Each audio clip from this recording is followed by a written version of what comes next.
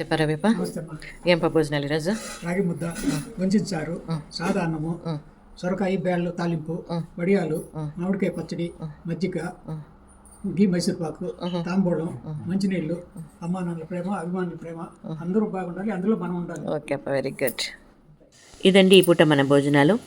ఇంకా ఈరోజు మన టాపిక్ ఏమంటే, నిన్న కమెంట్లో ఎవరు అడిగారు, అమ్మ ఇన్ని చేస్తున్నారు కదా, అన్నీ చెప్తున్నారు, ఓకే బాగానే ఉంది, కాకపోతే ఈ అన్నిటికీ డబ్బులు ఎక్కడి నుండి వస్తున్నాయి అనే విషయం కూడా మీరు చెప్పాలి కదా అన్నట్లుగా అడిగారన్నమాట.